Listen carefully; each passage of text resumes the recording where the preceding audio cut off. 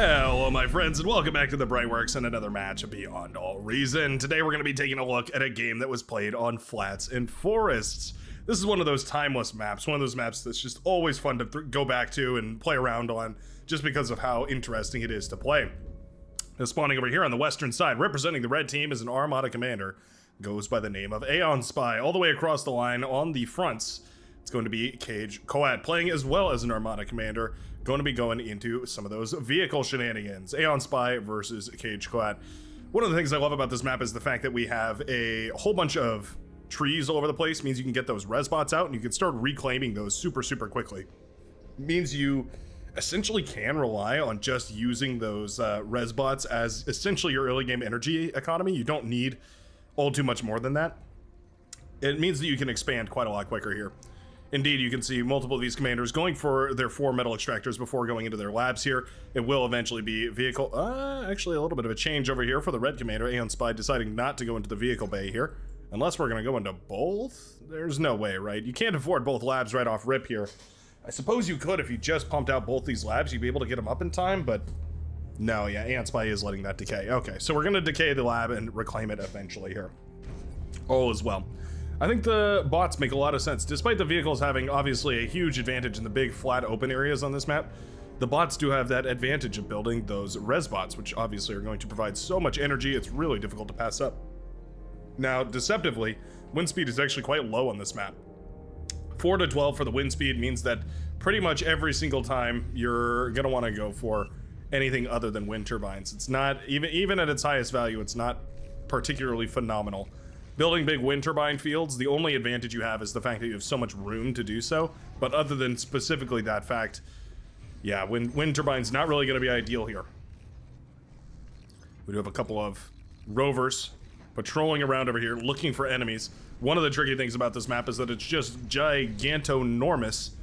It's a huge map with tons and tons of space, and it does mean that every inch that you take, every mile that you manage to claim here, it's very difficult to hold on to because there's so many different options as far as flanking and pushing and prodding and trying to make those lines stretch and push and pull all in all the different directions. Little aggression up there on the northern side as a couple of rovers do take down that rascal. Going to, the rovers take down the rascal. Yes, I said the right thing. For some reason I thought it was a tech up there. No. Brightworks doing the best job he can. Circa 1445. Nice little sniper right there. Takes out one of the scouts right there. That does mean at the very least we're a little forewarned about these rovers that are going to be headed across the map right here. That forewarning might be all that the red team needs, but so far no response. These rovers are definitely going to be keen to shut down any of those rezz bots. Rezz bots, when they're reclaiming, can pull in about 50 energy per second here. We'll go ahead and take a look at that. There you go. Yeah, 57 energy per second means that you can start to get those economies up and running very nicely, especially those advanced solar panels, one of those things that are a little bit harder to get up and running because they take so much energy investment in the first place. Those rezz bots can definitely lift a little bit of the responsibility of your other energy producers in order to get that done. A couple of pawns have pushed across the map over here. Grunts, pardon me, have pushed across the map. Blitzes will intercept though, as well as a couple of pawns from Aeon Spy. I think this damage will be deflected quite nicely here. Constructor remains intact for Cudney, so I think all is pretty much well.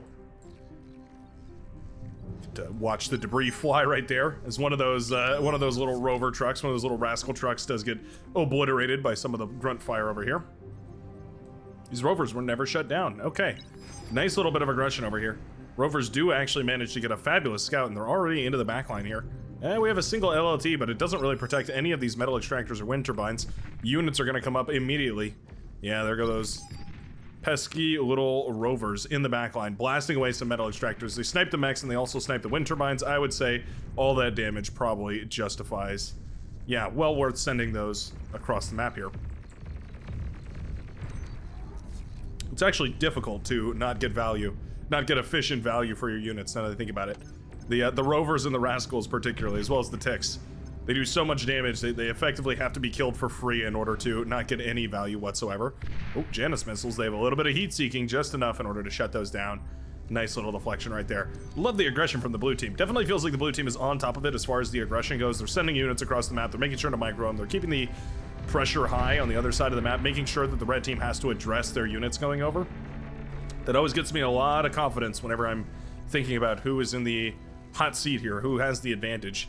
Typically always going to give it to the commander that is doing damage on the other side of the map rather than just holding their stalwart defensive line.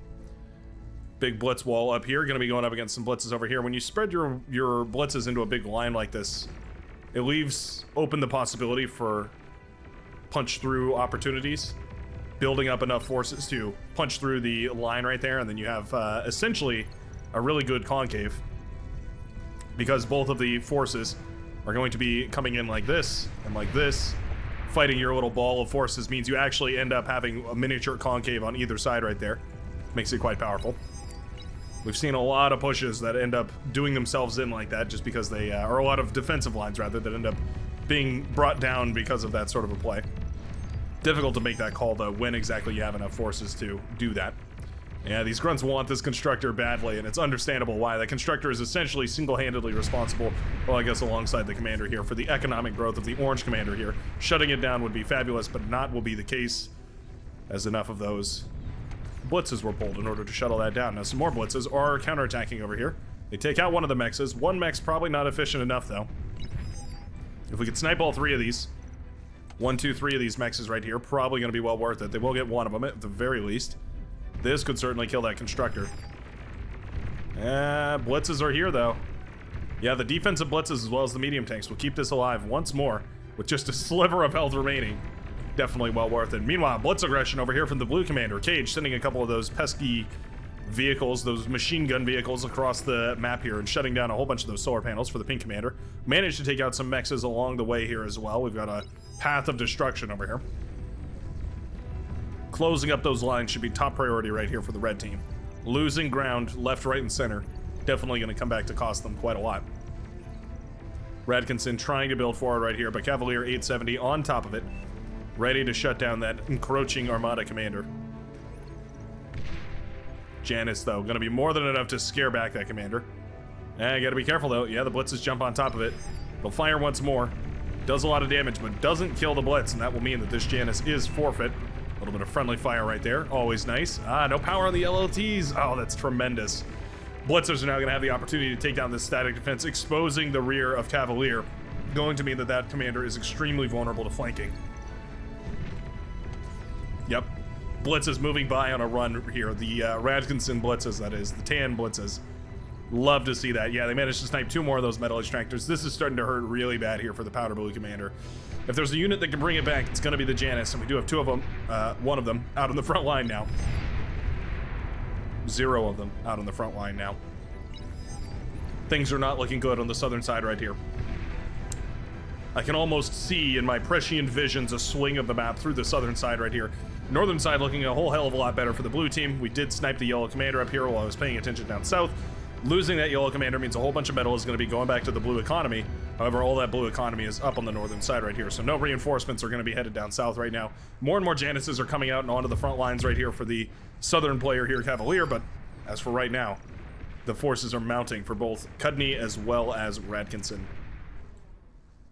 We need to do a tremendous amount of damage right here. If this northern side can push forward far enough, they're going to be able to keep up with the pace of the collapse of the southern side. But right now, this sort of stagnation isn't exactly going to be enough to keep them in the game. Riot tanks built here as well. Always good to see those riot tanks. Especially against big swarms of T1. Oh, that's a nice little move right there. Oh, well, it was a nice little move. Louis, is thinking about sending some of these pods forward, and actually there's a huge opportunity to. Obviously can't see right now because of the fog of war, but from our perspective, we can see that if Louis sent the Lavender Commander, sent a couple of these units through the middle of the map right here, there's basically nothing stopping them from killing a Constructor and 2 Metal Extractors. Rocketeer battles all over the place. Gonna be trying to fire away at some of these T1 units. Doesn't take much for those Rocketeers to blast down the grunts. The heavy laser towers, however, gonna be a much more convincing defense. The orange forces have also been quite oppressive. Pushing back the forces of Kez, the lime green commander. I don't mind it whatsoever. Yeah, the slow push is always a steady way of putting the pressure on. Commander went down over here. Oh, looks like we traded commanders here, actually. Ah, cheeky. We do have a constructor headed out to try and reclaim a whole bunch of that. We're gonna go for a construction turret. I don't think this necessarily warrants a construction turret. You could probably eat all that up in the time that it would take to build a construction turret. I like that the construction turret implies that we're thinking about eating all this up, but I do think, yeah, maybe not exactly a time-efficient way of doing that. Then again, it's not exactly like this front line's under a whole lot of pressure, so if you build this construction turret, and we'll come up in just about a minute, it does mean that this entire front line is better fortified, right? I mean, that construction turret's going to start repairing tanks up. It's going to mean that this entire line gets a little bit more sturdy. Zydka forced off the line, though. Yeah, this northern side decided to get aggressive here. I think this is exactly what we were looking for. Medium tanks now pushing in here. Zydka in a whole lot of trouble. Not enough energy to cloak that commander and run it away at the same time. It's going to mean that that hot pink commander is a whole lot of trouble. Very hot water right now for Zydka. Trying to degen down whatever we can, but the commander will fall, and that opens up a tremendous pathway right here for units to run on by. Rowlem trying desperately to push forward as well. There's a heavy laser tower over here that's quite annoying. Going to, yeah, stop some of that aggression moving northwards right there, but already a tremendous amount of forces are headed directly towards Zydka's base. Zydka was in the middle of a T2 transition, getting a little greedy on the fronts, going for that T2 transition as well as the forward vehicle bay. Very, very expensive to fund all that. It's unfortunately for the hot pink commander, it meant that no reinforcements were spared, and now the grunts have made it all the way to the back line. This is just devastating. Purple forces, meanwhile, ravaging the base of the maroon commander up on the northern side. An excellent little breakthrough right here. Pulling the trigger at exactly the right moment, recognizing, hey, my unit or my opponent stopped producing units, but I still have a tremendous army. Might as well trade it out, eat up their army, and go for a little bit of aggression. At the end of the day, these advanced solar panels will fall, and it does mean that the buildings are collapsed right here. Oh, I love the destroyed animation right there, by the way, for the advanced solar panels. They're getting a little suite of upgrades right here. Always good to see. And there they go, continuing their rampage across here. We do have a Janus parked over here somehow. Not even sure how that Janus ended up over there. Works out in the long run, though.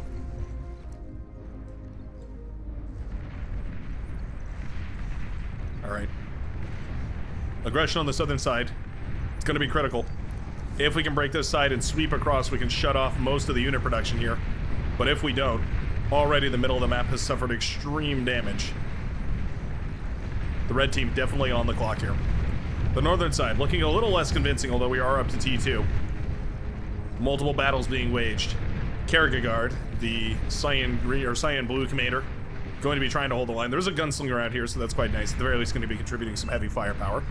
There's also a big battle going on between the orange and green commanders here. Yeah, you can see those orange medium tanks pushing forward right now and trying to do their very most work. And doing a fabulous job of it. Yeah, using the extra health that's tied into those vehicles, ending up doing a fabulous, fabulous job of blasting down a whole bunch of these units right here. This is not looking good. Not looking good for the blue team, I should say, on the southern side. Medium tanks continuing to pressure forward here. Yeah, the medium tanks have a runaway. No fiends are out yet. Fiends are exactly the ideal unit you want to be going for right here, but no fiends are out. Oh, medium tanks get to the factory. If we could shut down this factory, I think this opens up a whole lot of opportunities right now. This T2 factory was essentially the saving grace right now that was going to save the southern side of the blue team. And the factory does fall. That's a huge snipe. Wind turbines too close together. They're going to start chain reacting. Slowly but surely, they will all fall to ruin. Just good old-fashioned medium tanks. It's all it really takes. And just like that, we've broken through the line right here. Kez suffering immensely from the collapse of this economy. Suddenly, that lime green commander is without an entire economy to back him up. Lightning tanks have been pushed out right here. We'll love to see it, especially on this big open map with tons and tons of maneuverability options. Lightning tanks make a whole lot of sense. They're very quick, they're very cheap, they're very high damage but low armor, which means that they're going to be much better at evading troops than they are at taking them on full force. It means that fights like this are going to be phenomenal. Easy to underestimate the lightning tank too, but it can do a tremendous amount of damage. Very, very high DPS unit. A couple medium tanks pulled off the pack here to send over towards the blue base right now. We have medium tanks or lightning tanks producing, but they're not sent back to defend. Oh no! Medium tanks in the back line, and just like that, the economies are equalized. I thought with all the aggression that the blue team had done right through the middle of the map, the economies would be more staggered. But just like that, a couple of medium tanks break through, shut down a couple of the bases, and end up meaning that the red team is able to keep themselves in this. Yellow player in tremendous duress.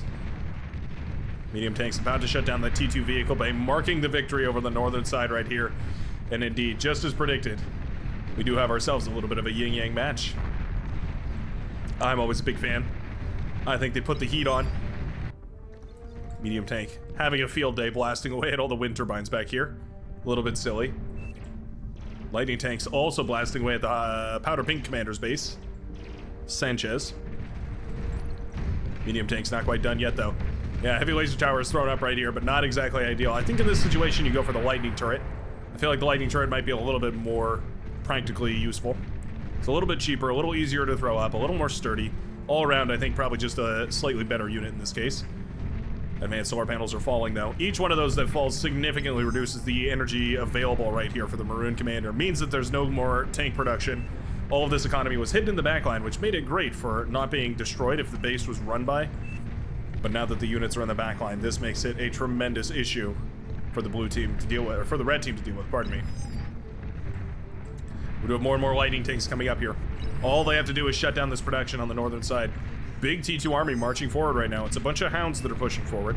Hounds relatively sturdy, but not gonna really hold up against those T2 medium tanks. T2 lightning tanks, pardon me. T2 doesn't really have medium tanks. I guess these are the medium tanks. They're certainly weaker than medium tanks, but they do more damage to make up for it. There go the Hounds. Blasted apart. Several arcs of lightning. And I think this is pretty well held. Yeah, the blue commander managing to recover quite nicely right there. The green commander still holding on. Kez managed to get the lab back up and running. By some miracle, some Festivus miracle, Kez has managed to get the lab back up and running. And now Fiend production is on its way. We don't have very many up in mass, though. Means that, yeah, for the time being, Kez is still quite weakened here. At the very least, catching those shell shockers is nice. All the green commander has to do, though, is hold the line. Salamanders are rolling their way across the map right now, trying desperately to push for the win right here. Love the aggression coming out from the green commander. Sending these tanks across instead of using them to defend. Oh, and indeed, we have a commander actually tapping out at this point. Yeah, Ant Spy ends up inheriting this base right here, right as it gets beset upon by a whole bunch of these heat ray laser tanks. Gotta kill the build power. Definitely a premier objective, killing that build power. Shuts down all the repair right here and means you can actually kill the lab. Lightning tanks coming in for the assist, though. Aeon Spy inheriting the vast majority of this map right now as everybody has decided to tap out. The blue team holding resolute against the ever-present red and orange. Lightning tanks being so disruptive all around the map. Wind turbines too close over here as well, definitely prone to chain reaction. Hounds over on the middle of the map, gonna try and continue pushing forward. There's no radar bots included here, though, so these Hounds do have to get within lethal range in order to engage. I think this is a great engagement for these lightning tanks. Yeah, those Hounds are clumped up quite nicely, and those lightning tanks jump on top of them. Despite the Hound's tremendous DPS, the lightning tanks are essentially built for exactly this engagement. Beautiful, beautiful fight right there from the blue commander. Definitely doing way more damage than was anticipated right there by the mass Hound production right here from the red commander. Wouldn't even mind seeing some welders mixed in right here just for that stalwartedness. The lightning tanks continuing to be such a nuisance, though. Salamanders do find a commander up north here. Another one goes down. They're gonna find the ruins of the base up here as well. Suddenly this map is looking extremely red. We zoom all the way out. Aeon Spy essentially owning the entirety of the map right here. That's quite nice. Curious little ball of missile trucks from Sanchez moving around over here. I'm still not sure who's gonna win this one. The red team has a tremendous deficit. Their metal income is a whole lot worse. And still, I'm not quite sure if that's going to matter much. I mean, we have so many of these missile trucks moving forward, so many Hounds moving forward. They're in their Gauss mode, by the way, which I appreciate. Gonna be firing quite a bit more accurately. The blue team with a tremendous economy. And somehow the red team is the one doing all the aggression. Yeah, Aeon Spy just putting it all into units right here. This is the advantage, though. Yeah, Hoxie moving forward and claiming these metal extractor points. Gonna be quite valuable. Very, very useful. And I think that's definitely one of the reasons why the blue economy is looking so much better than the red. The red team has one more opportunity, and they essentially have to throw a Hail Mary and hope that they can do enough damage to bring themselves back into this game. It's possible. It's definitely doable. Missile trucks blasting away at whatever they can over here. Some build power, definitely a prime target. They will be shut down, though, by plenty of scribbles, as well as, more importantly, a bunch of lightning tanks. starting to destroy them. And here we go. Finally, that T1 and T2 starts to make its way through to the backline here. They're aiming for the heart of the red production, which is all this energy infrastructure back here. Tons of wind turbines as well as a fusion reactor on the way up and running. We do have a lightning turret coming up slowly but surely. Eventually, it might be up and running. But those lightning tanks are inbound. And the blue team's production is now looking phenomenal. Lightning tanks over here for the tank commander do manage to jump on top of some of the tanks here for the lavender. The defender's advantage is real, and eventually those lightning tanks in purple do manage to push back the lightning tanks in tan. There's a couple of bulls coming out as well. Bulls very good against the jaguars. Gonna shut them down quite nicely. And just like that, into the back line go the lightning tanks. There's a single pit bull turret. Going to be more than happy to blast away at a bunch of these. But once they're out of range, essentially the ideal unit for taking down wind turbine fields. Because of their chain reaction, they can do this extremely efficiently. And indeed, Aeon Spy does tap out of the game, conceding defeat after losing all of the energy infrastructure in the backline. A beautiful little push right there from the blue team, using the advantage they got in the middle of the map and continuing to press and press and press, and eventually overwhelming the forces in red. Very, very nicely done. Down goes the majority of the power production for the red commander. And the very last of the red commanders do leave the game. GG is called as the blue team seizes victory in today's matchup beyond all reason. Going to show just how important that aggression is. I almost want to say it goes all the way back to the very first units across the field, eventually snowballing the blue team into a victory. A beautiful matchup beyond all reason. Thanks a ton for watching, and I sure hope you enjoyed, and I will see you in the very next game of Beyond All Reason. Peace out, Commanders.